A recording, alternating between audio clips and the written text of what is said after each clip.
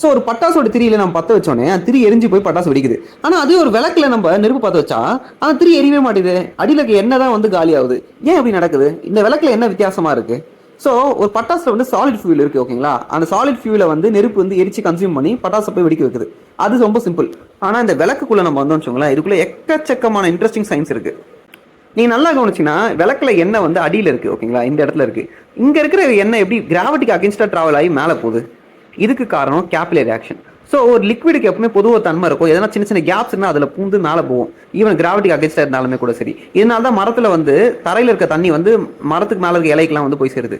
அகல்ல இருக்க எண்ணெய் வந்து இந்த திரியில இருக்க சின்ன சின்ன கேப்ஸ் வழியாக டிராவல் ஆகி திரிக்கு மேலே போய் சேரும். திரிக்கு மேலே போய் சேரும் போது அங்கே இருக்கிற நெருப்புல இருந்து எரிஞ்சு அந்த ஒலியை உருவாக்குது. ஓகே சரி, அந்த கேப்லரி ஆக்ஷன் இருக்கட்டும். பட் அப்படி இருந்தாலுமே ஏன் திரி எரிய மாட்டேங்குது? அந்த நெருப்பு வந்து வெறும் முனையில மட்டும் தான் எரியுது, திரியோட முனையில மட்டும் தான். திரியை ஃபுல்லா எரிஞ்சு சாம்பலாக்க வேணாவா அந்த நெருப்பு? இதுக்கு காரணமும் அந்த எண்ணெயோட டிராவல் தாங்க.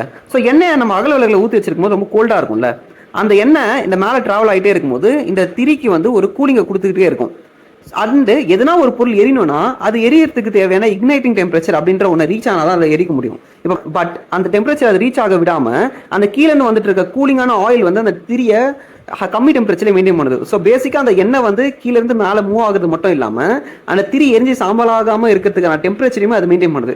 ஸோ இந்த ஒரு சாதாரண அகல் விளக்குக்குள்ள கேப்லரி ஆக்ஷன்ற ஒரு பிசிக்கல் பினாமினாவும் கூலிங், அதாவது ஆயில் கூலிங்கும் நடக்குது பேசிக்கா. ஸோ இது போல நம்ம சுற்றி இருக்க சின்ன சின்ன விஷயங்கள்ல இருக்க சயின்ஸ்லாம் தெரிஞ்சுக்க நம்ம இஎன்எஸ் சேனலை மறக்காம ஃபாலோ பண்ணுங்க. தேங்க்யூ.